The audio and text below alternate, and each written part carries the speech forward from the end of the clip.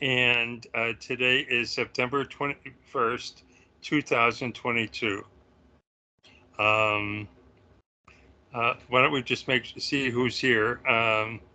It looks like we have one guest.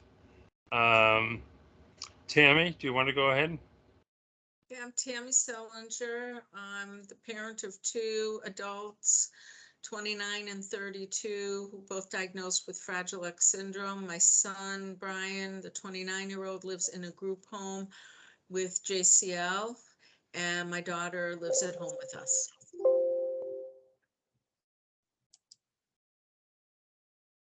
Okay, Donna. Hi, I'm Donna Cohen. I have a 30-year-old. I'm still getting used to that.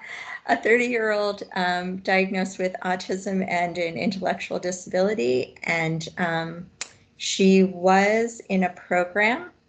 And then when COVID came, the program changed. It wasn't appropriate for her anymore. So I'm self-directing, and she goes to, there's a woman who has a farm, so she goes to the farm 3 days a week, and the rest of the time she's with me.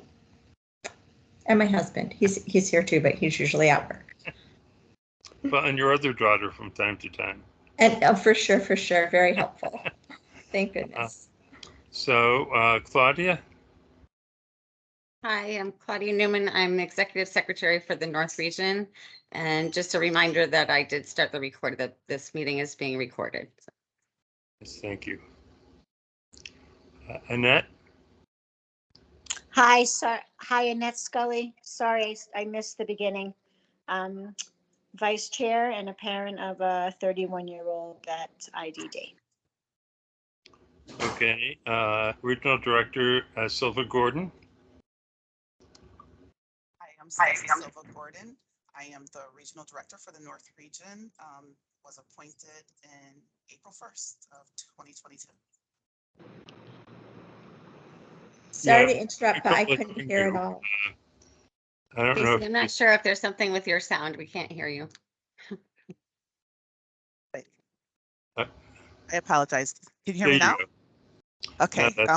I'm Stacy Silva Gordon. I'm the North Region Regional Director, recently appointed in April. It's not recently anymore. It's almost 6 months. So, but thank you for being on board. Ms. O'Connor? Hi, can you hear me? Yes, I can hear you.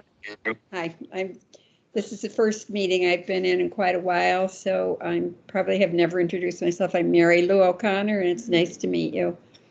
Nice to see everybody. Okay, and then we have a guest.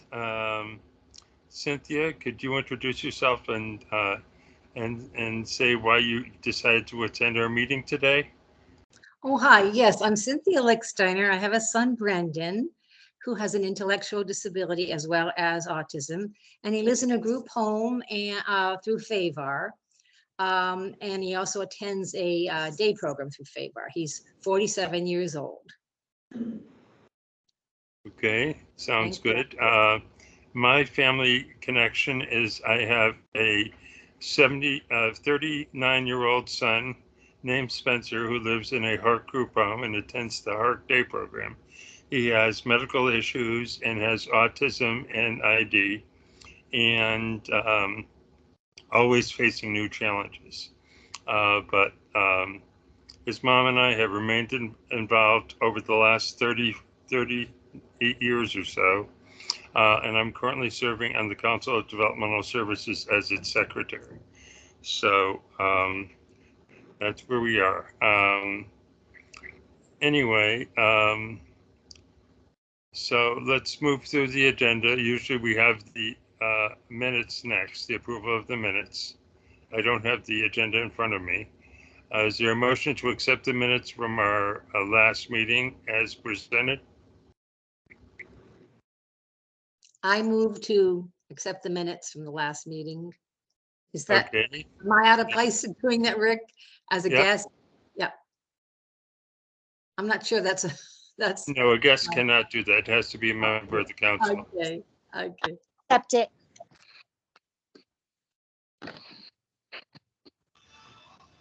Okay, so Annette, did you make a motion? Yes, I did, accept. Okay, and is there a second? I second it. Okay, Tammy, thank you. Um, and so the minutes are approved as presented, and I think we can move into the commissioner's report. So we can find out what's going on in the region and anything from central office that you think you should share with us. So that's me, Rick. That's you. Okay.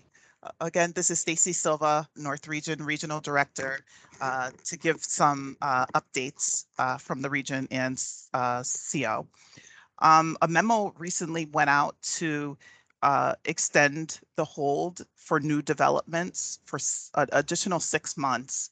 We continue to have a lot of existing vacancies that are unfunded statewide, and we need to focus on filling those vacancies before we proceed to have new development. At this time, a lot of agencies are still having a staffing crisis. The staffing crisis is very real. We're also experiencing that. And we have agencies that, they're holding job fairs and utilizing social media to try to help address this issue to stabilize their workforce. And we've also provided some resources from our ARPA funding to assist in this area. The commissioner also sits on a governor's workforce council to discuss these issues because, like I said, it's statewide, it's across state agencies, and it's amongst our private providers. So it is difficult for them to take on new admissions into their homes because of this staffing crisis. Also, can I ask a question? I'm sorry. yes. How are day programs being affected in terms of people who aged out in June or May, whenever they finished up? Are we facing a shortage in staffing for those as well? So are there people waiting at home for that? Yes, those are also have been challenging situations. If an individual needs a one-to-one, that's definitely has been difficult for the day programs to comply and be able to provide that supervision level. So it's definitely systematic. Can I ask a question also? Yes. Do we happen to know why there's so much trouble getting somebody? Is it the salary? Is it lack of benefits, lack of full-time work? Anybody know what the issue is? I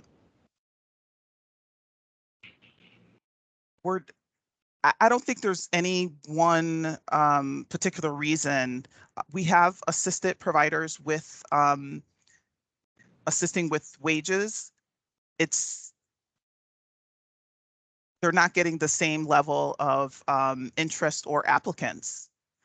So they're trying to be very creative in how they market and try to recruit. But there's no particular answer. There's no easy answer or easy solution. But we're all just, having those conversations and trying to collaborate. And like I said, they're being very creative in their using social media or doing job fairs. Yeah, I think the number one issue is a lack of human capital. The number of folks that are available to work in what is usually the younger ages is not as big as it has been in the past. And more are going on for advanced education. And while they might be willing to work during their college years, those that work during their college years, when they graduate, will be looking for something that has a better career path. And what we do know, and this is a national problem, not just a Connecticut problem. I've sat in on a meeting of the President's Council on Individuals with Intellectual Disability, and that was about a month and a half ago. And they every year pick a topic and focus on that topic and issue a report and send it to the president. They issued a report in this area about 4 years ago, and apparently it didn't get much traction. But it was felt after hearing a number of proposals at this meeting that they decided that they would go back and look at staffing once again and looking at the reasons why we don't have the number of people interested in pursuing this. And Donna, some of the things you mentioned are right up there. Salary, benefits. Everyone now wants to work out of their home, or a lot of people do, and I can't blame them for that. Although I'm retired, I would have loved to do that back in my working years. And those are not opportunities that we can offer because individuals have to be working at the site as wherever the people are. And while there's some services that can be provided virtually, most of them require on-site care, particularly in residential. And if you're trying to get people to develop into a job position, that also means being on site. So, I can send the report that they came out with 4 years ago to anyone who wants it. And I'll certainly keep track of that. I'm on their mailing list now. So not volunteering to be on it or anything. I think I've got enough to keep me busy. So anyway, just drop me a line if you want me to send it to you. Okay, Stacy, go ahead. Can I also ask one other question? Sure. You mentioned about no new development. Now, what if somebody comes up and needs to be placed residentially, and you look at the different agencies and the different models and all that, and you find there's like beds available someplace, and it's not necessarily an appropriate location for them. And out of all these open beds, those aren't the right places. How is that dealt with if you can't do anything else? If you find an agency that really would work for a person and they don't have a bed available? So that conversation would be had in the region. And then I would bring that discussion to the deputy commissioner and commissioner to have a discussion for, provide a justification and ask for permission. We're asking agencies to be creative in the upcoming, months in seeing where there can be some either consolidation to help, move these vacancies around, and then open up a space that would be able to take in, new individuals and make it make sense. And so the transformation where we're going to partner up with agencies to have those conversations. So it wouldn't necessarily be just a different agency. It could be within an agency that would work for this individual. Maybe they can move around some of the people to make it make more sense. Correct, because we do have agencies that have multiple vacancies within their agency. And some moves do make sense because people's status changes. And it makes sense for them to move, like maybe to a more accessible location or, whatever the case may be. But those are definitely conversations that can be had. Okay, something that's good to know is that at this point, the open beds are available on a statewide basis, and the candidates for open beds are looked at on a statewide basis. So I'm a firm believer in having someone close to their natural home. And of course, if that's something that would make the most sense, then we should do that. But if there's a critical need and it could be met, say from the North region, be met in, say, Wallingford or Meriden. Well, Meriden is in the north. Wallingford or close by, in a critical situation, I think the department will consider that. So hopefully guardians would be open to that. Absolutely, and we do have those conversations with families. Excuse me, may I ask then, how is portability accessed then for clients and their families? It's just notifying the case manager, and they would provide, help provide, explore options that are available. But it's working with your case manager. And what if the case manager is not willing to do that? Have you had any instances of that? Because we have. No, I've never have experienced that. personally. But if you ever do, you could please personally give me a call. Oh, thank you very much, Stacy. Thank you. Yeah. Stacy, can I ask a quick question? Do you know what the salaries are that are offered? Did CFC go up? Does anybody know? I saw somebody post something today where the salary seemed higher. Well, the DDS salaries for private providers now, I think, are what, Right. $17.50, and I think CFC has gone. I don't rely on this, but I will check it if you'd like. I think CFC has gone up to $18.75. Yeah, I don't have an exact number, but they did have also an increase. A bump. Okay. Thank you. Was there another question? The other thing I would like to share is that the fourth Tuesday of every month, there's a forum, and it's from 3 p.m. to 4:30, and it's on a variety of topics that we feel is helpful to not only, individuals and families, but, also for our staff. Recently, we had supportive housing. We had IHS, in-home supports, and assistive technology. Oh, no, assistive technology actually is this month on the 27th. But these forums have been amazing. We've had the format of it is that DDS will provide an overview of the service, and then we have private providers that will share their experience. And we also have individuals and families that share their experience. And it was great to have, and you could, if you can't attend during the time that it's actually live, you can go onto the DDS website, and we have an area that you can click, and they're all recorded so that you can see them after the fact if you can't join us. But they really are amazing stories to hear and see individuals. We had a couple that showed us their apartment, of how they use the supportive housing, how they use their own, FAB to, like the FOB, to get into a secured building where they live. They showed the area where they're, where they do their laundry. They showed around their apartment, and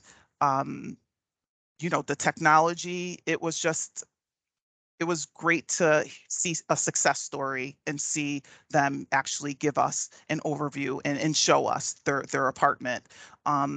Last month, we had a mother that showed us her daughter's apartment and showed what technology is utilized in order for her daughter to live as independently as possible.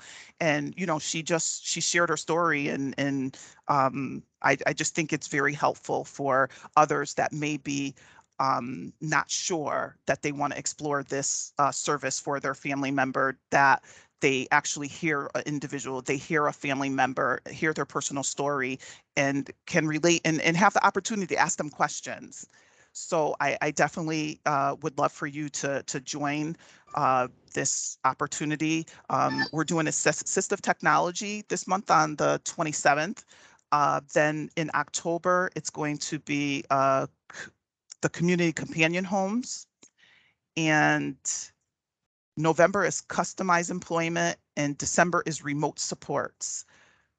So they're all great topics, and we're definitely looking for additional topics to do in the new year. But I really encourage you to either join or go on our website to look at the recordings. Thank you. Yeah, I think we have over the years, and some of us have been involved longer than others. You know, we have the alphabet soup of DDS services. You know, a CLA, a CRS, a CCH, and many families and their loved ones don't have a clue as to what any of those are. Some of us do because we have some experience with it. I know when my son was placed 31 years ago, although I'd been on the board of an agency for a period of time, I had never been in a group home. And the residential director of that agency took my son's mother and I on a tour of a home on a just drop-in basis. And we were very impressed that it was a home. And, you know, pictures on the walls, and no, there was no, quote, office, and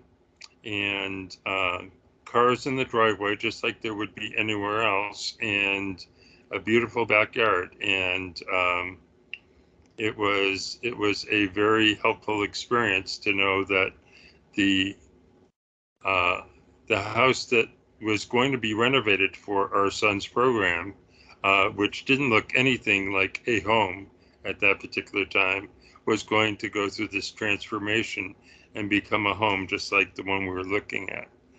So that was very helpful. So if a good place to get information about these other programs is to watch these videos, either live or on the website. And as I recall, the website is still kind of wonky, I would say, but there are some things that are getting better, and that's one of them. I think it's fairly easy to find. So take advantage of that, no cost or obligation. No one's virtual. selling anything. It's just informational. And so I have not watched any of them yet, but I'm going to catch up. Definitely, please. I definitely encourage you all to go on our website to watch these videos, because for anyone, and we haven't had an experience where someone was contemplating a service, and then to see the video and be able to ask, you know, questions. You know, when your case manager is trying to pitch it to you and let you know about these services, you might be on the fence. You might really just be contemplating, is it really possible? But then to see it in action and see someone's story, and you'll see some similarities, and then you want to learn more about the service. So definitely I recommend, like I said, we're doing assistive technology this month, community companion homes in October, customized employment for November, and remote supports in December. And if we want these programs to continue, we need to make sure that they're watched. And if they're watched and people respond to them, then we know it's something valuable to do. And as long as as DDS can find additional topics, I assume it will continue. Rick, excuse me, how do you register, or you don't have to register? It's either a Zoom or Microsoft Teams link. So it's very similar to what you used to get on here today. It's just out there, just click on it and you go. We could send out the agenda with the link as well. Yeah, that would be good. Thank you very much. Thank you. Okay. And the only other thing I want to share is that we're really focusing on utilizing the ARPA funding.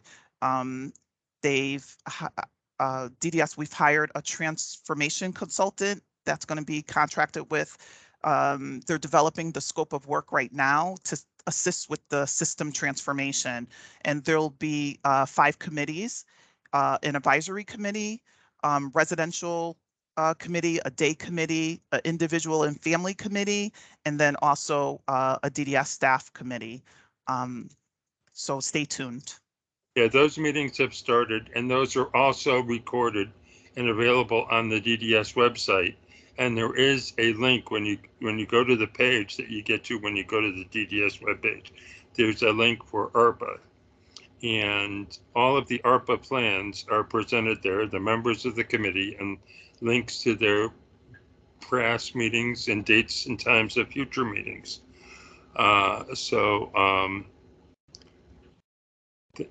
mean, there are a number of committees and they're each focusing on a particular area. And former Deputy Commissioner Peter Mason, now retired, is a contract worker who is helping pull that together for the department, and with help from some outside contractors, as Stacy was saying. So does anyone have anything else? Go ahead, Tammy. I just have a question about the forums.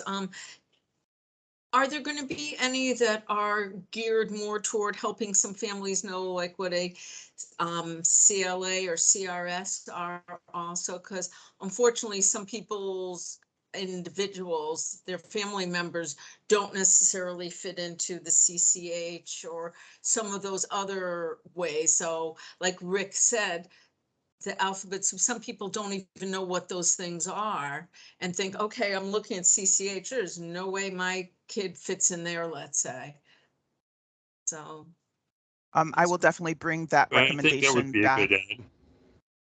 You know, and in some agencies there isn't a lot of, well, actually there really isn't a lot of difference between CLAs and CRSs, other than a difference in the funding.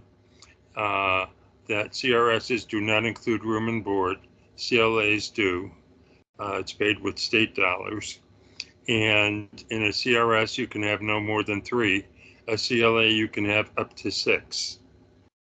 So I know at HARC, we only have one CRS at this time that I'm aware of, and they're essentially administering it the same way as a CLA is.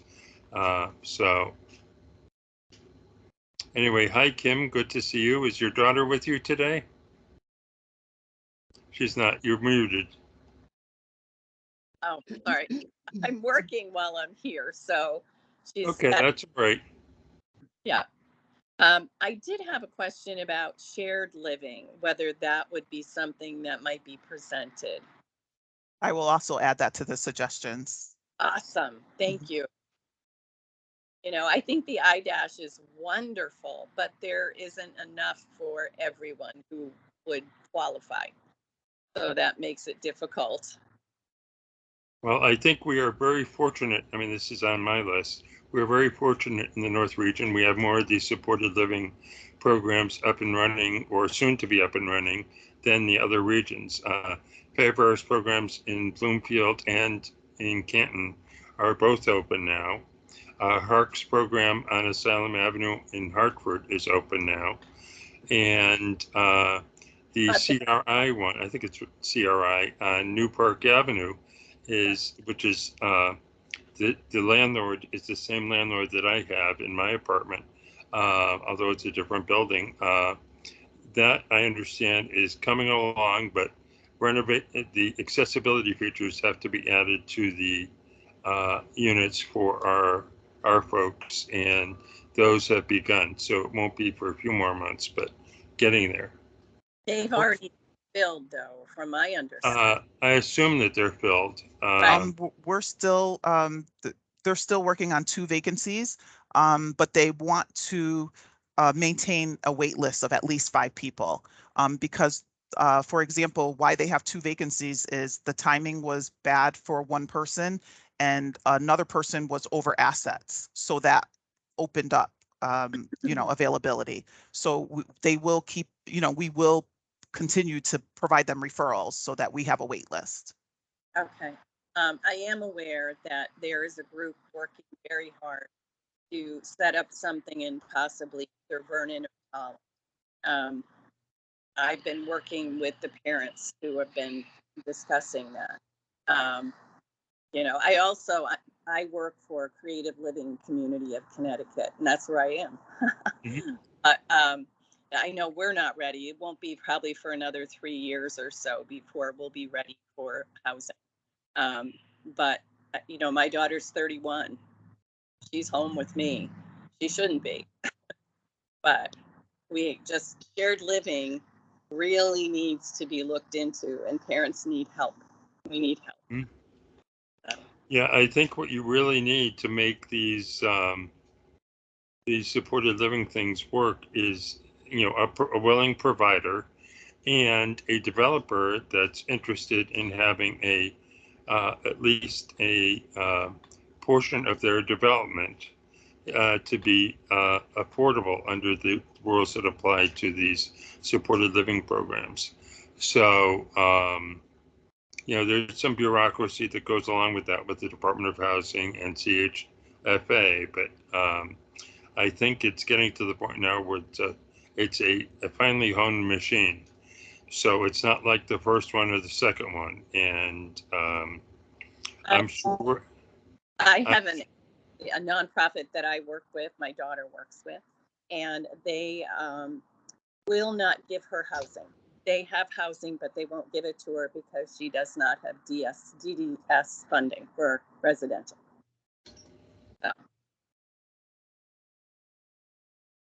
Okay, well, a strange bird. Well, yeah, there are a lot of folks who are in that position who have day services and not residential, and it's a matter of where you've been on the wait list and what the priority is. So anyway, it's a long story. It's not doesn't end. No, they all are. They all are, but I know you're a very strong advocate, as is your daughter, and you will persist. Oh, yeah. So,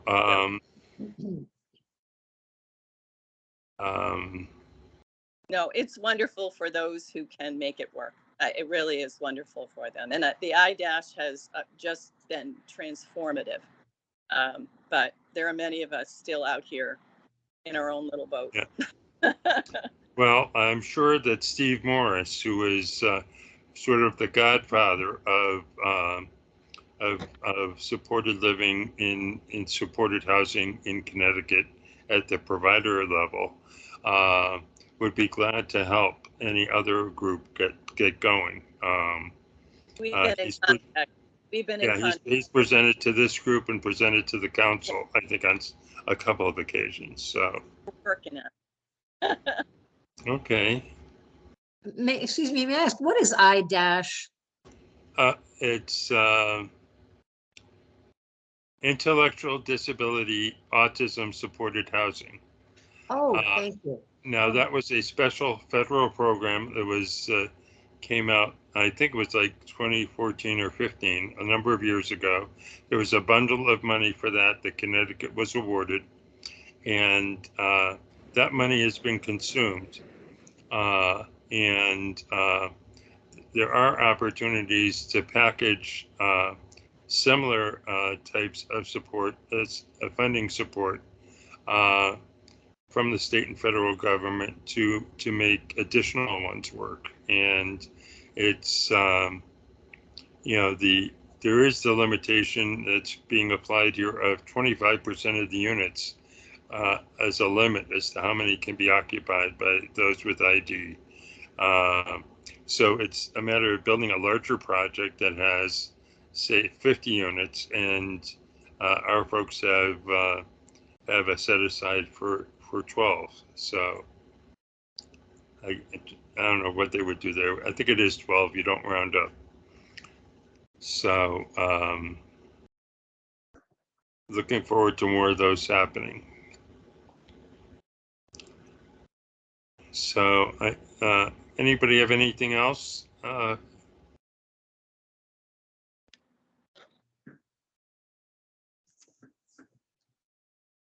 Okay, move on to the legislative update.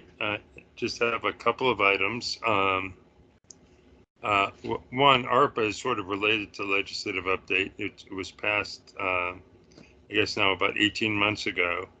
And all of the ARPA committees are posted and all their information is on the ARPA updates webpage and the DDS webpage. So you can watch their meetings, review their minutes, and see how they're coming about. Now, right now, there is no direct way to contact the ARPA committees. There is a way to contact the regional councils. There is no direct way to contact the Council on Developmental Services. If you happen to know someone on one of the committees, you can bring it to their attention. There's no opportunity for public participation. I'm not sure why that is, but it could be, I really don't know why that is. So if you have something of interest that you want to bring to the attention, look, there is at least one DDS management person on leading each committee. I know Shannon Jacobino is leading one. Peter Mason, I think, is leading the overall committee. So you can look up their email addresses and send it in to them. I do intend to have a discussion with the commissioner about setting up a link to facilitate that, but I have not been able to do that as yet. So that's item number one. Item number two is we have an election coming up. I think it's November 8th. I have to look at my calendar book. November 8th. And the entire State House of Representatives and State Senate is up for election at that time. There have been an extraordinary number of retirements on both sides of the aisle in both chambers. And so your representative or senator that you've invested time over the years in getting to know may not be running this time for re-election. If you have an opportunity to meet the candidates, do that. They have events throughout their districts, and we will have to begin a process right after the election of educating all of these members in our issues. So if they can become aware of these issues early on, then that will help us in the fall and spring.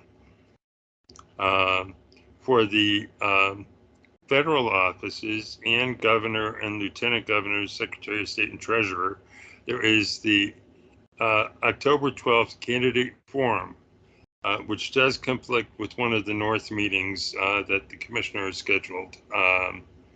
Because the October 12th meeting for the North region, I think, is at 6 p.m. And the candidate forum is from 3 p.m. to 8 p.m. It's at the, I believe it's at the Sheridan in Rocky Hill, but you can attend virtually. You just sign up for a spot and they will send you the link. And you don't have to attend the whole thing, but I did attend 4 years ago and was able to participate in a conversation with the now governor, who I had met actually on a tour of the Hark building. He and one of the lieutenant governor candidates separately came by to see what we were all about and find out more about our population. So we were able to touch base at the candidates forum, and the governor has been good to our population over the last several years. So you can vote for who you want, but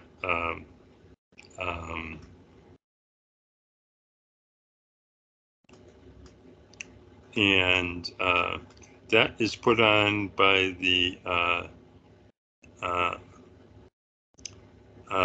Independent Living Council, the Cross Disability Alliance, Connecticut Cross Disability Alliance, Disability Rights Connecticut, and the USED at UConn. So you can look any of those up. I'm sure that's been on Walter's Facebook page, and the ARC and Families First have all distributed that information on Facebook and an email. So I encourage you to participate.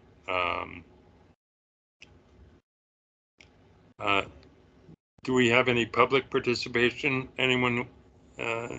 Cynthia, did you want to make a comment to make us aware of a problem or an issue, or maybe get some help with something? Oh, thank you. Well, I think I briefly mentioned it to Stacy regarding the portability issue that we are in need of. So I believe I should probably get in touch with Stacy regarding Brendan's portability need. Is that what you would suggest? Yeah. Yeah. Normally the case manager would handle that and refer up to the case manager's supervisor. But regional directors in the past and presently have been willing to take direct inquiries on things like that. So thank you for doing that, Stacy. Thank you. And Stacy, your email would be on this. Would it be available through the email I received for the meeting? Yes, it's on there. Okay, thank you. Thank you. That's all I have. If anyone has topics for future meetings, I've only agreed to do this until January. And someone will have to step up going forward. But if you have a topic for a future meeting with a guest or with someone from the DDS regional or central office, just let me and Claudia know, and we will get working on it. So you did a great job, Rick. I hope you continue. You really are natural at this, and your information that you have to share with us is phenomenal. So I want to compliment you and thank you. Thank you. Well, last week was the Council on Developmental Services meeting, and I've been on there a number of years. And I've been secretary for the last 3 years. And for the first time, the chairperson and the vice chair were both going to be unavailable for the meeting. So the chairperson, Kevin Singler from Mark, had his own board meeting that had gotten pushed to that day and time. And Karen Havlack from whose son is at the Newington Regional Center was at a conference in Chicago. So about 3 hours before, I got a phone call from Kevin that said, are you available to do it? And I said, well, I will have to be. So it was an experience. Particularly, we had about 10 guests. So in addition to council members, it was very difficult to follow on Teams, particularly when usually we're doing Teams once a month for council meetings, and some months for the RAC as well. So certainly Zoom is easier for most folks, but this is the way it's being done, so you will comply with it. So anyone have anything else?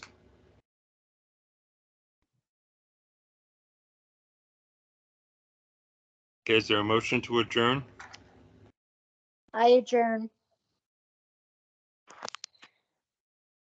Okay, Second. Annette? I John, adjourn. second? Yep. Okay, so we're adjourned at 5:45 p.m. See you next month. Thank you. Thank you. Thank you. Very much. Thank And you. maybe see you on the Zoom of the candidates forum or at one of the events coming up on Tuesdays, or the regional meetings with the Commissioner, Stacy, and our old friend Alyssa Velardo coming up in October.